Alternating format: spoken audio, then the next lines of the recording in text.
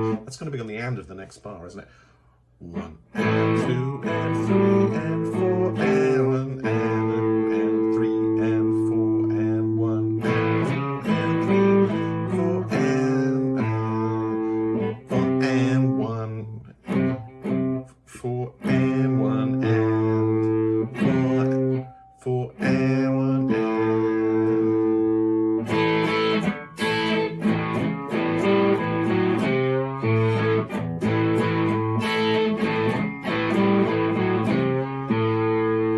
It's a lot easier to play it than it is to actually count it, and count it out loud while playing it.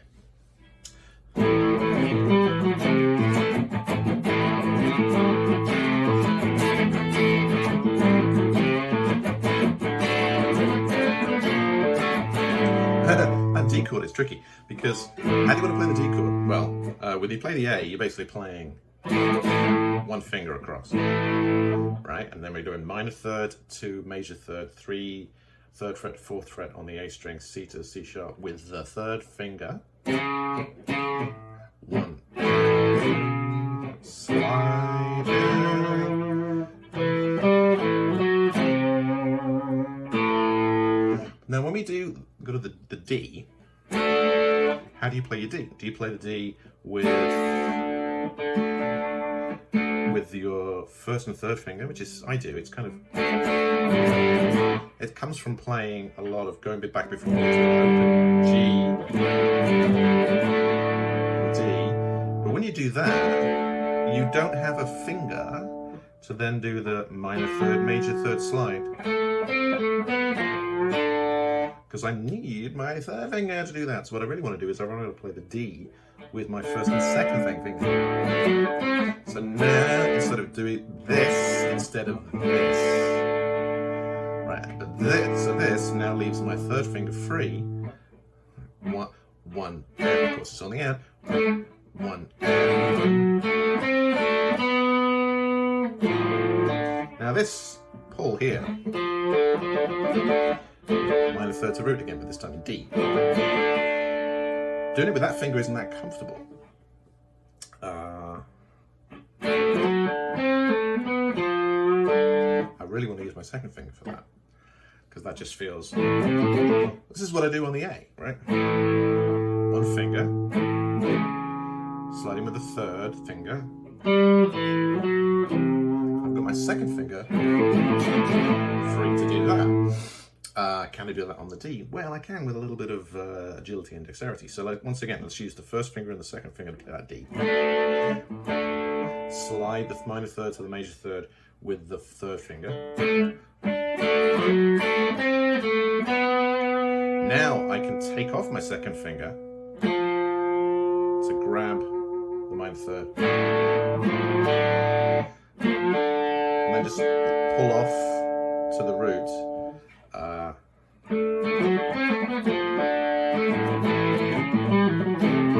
Which is what I do on the A. Pull off. I'll do the same thing on the D.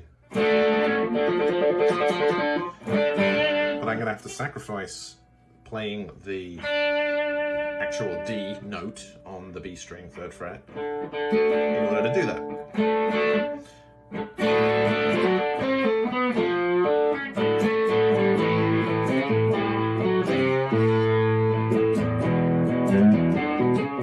When I play the E, it's exactly the same again, but once again I can just use that 1st finger to just play the power chord down there.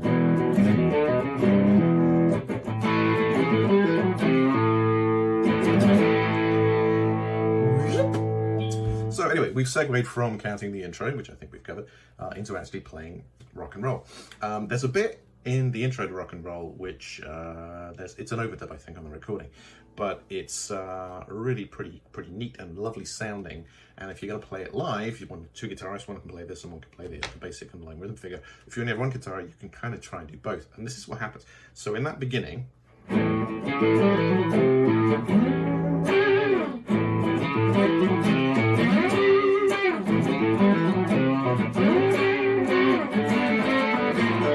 so this is where there are just one of you playing both parts. This is going to a lot of jumping around, a lot of dexterity. But basically, what is this? What are we playing? we are actually playing a fragment of an A7 chord. A root here, major third here, dominant 7, flat 7, minor 7, the 7 of the A7 chord there. Now, we can always play that too to get the full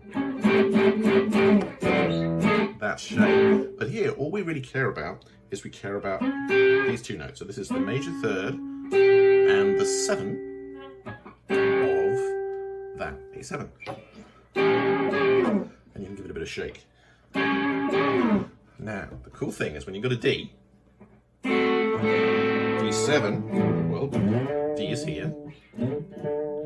D7, the 7 of the D chord is there, and the major third is here. So we got this little fragment here, which is kind of an inversion of the other one. So this is major third 7 of A7.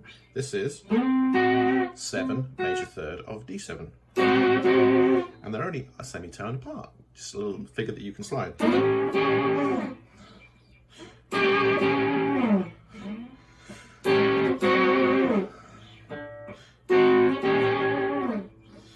Now, check that. This one, which is now slid up 1 fret from the original A7 fragment, is the same inversion as the D7, 7 major third, but for the root here, this is E. This is E7. So we've got A7, D7, E7. I'm playing the roots as well, but in the actual song they don't play that. A7, D7, E7. So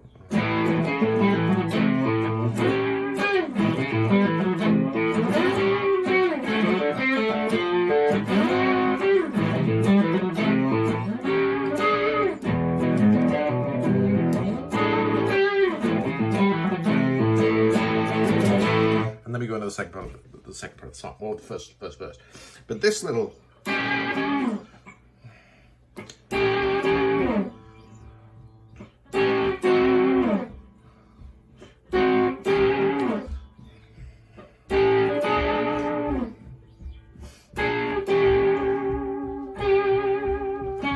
is freaking cool. It's another part, the important part of the song, one part of rock and roll. So once you get into the verse, you've got different rhythm figure. Now we're still playing A, D, E, but we're playing them now not with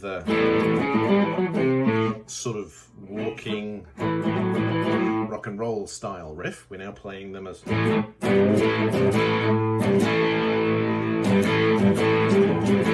so all we're doing now is we're basically accentuating the 7 of the 7 chord, putting that in the bass, and then playing the chord. So, and the count for this is that we play the 7 on the 1, but we're still playing the actual body of the chord on the and of 1.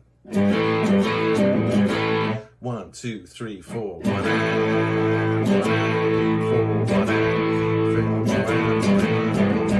There's a little bit of something else going on there, but basically it's 1 and. 1, 2, 3, 4, 1. Then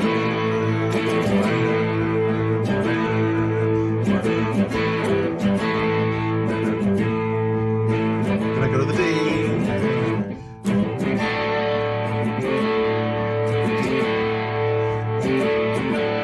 That's the A. Gonna go to the E now. Gonna go up.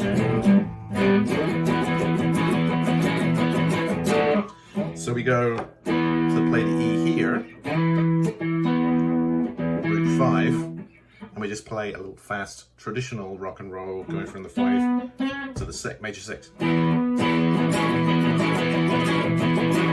And we do that for the bar, and then it's just like one hit on the 4 chord, the D, the here, and then it's dun, dun, dun, dun, dun, dun. Now, when we go back to here, before we actually start the riff again, we actually stab the A chord on the and of the 4, right? So 1, 2, and 3, 4, 1, 2, and 3, and 4, 1, 3, 4, 1, 2, 3, 4, 1, 2, 3, 4. So it's 1 and 2 and 3 and 4 and 1. 3, 4, and 1. So it's sort of a pickup. 2, 3, 4, 1, 2, 3. It's you just do it, but when you actually try and think about it and break it down, it's kind of hard to explain, and the feel of it, you don't feel it anymore. But let's just try and do that one more time. So 1 and but I can't. 1 and 2 and 3 and 4 and 1 and 2 and 3 and 4 and 1 and 2 and 3 and 4 1 and 2 and 3 and 4 1 and 2 and 3 and 4 1 and 3 and 4 1 and 2 and 3 and 1 and 2 and 3 and 4. So we're just hitting that 4 and 1 and 2 and 4 and 1 and 2 and 3 and we go around again. So that's kind of rock and roll. That's just the intro and the rhythm parts. The solo is kind of freaky. Could put that in a separate video.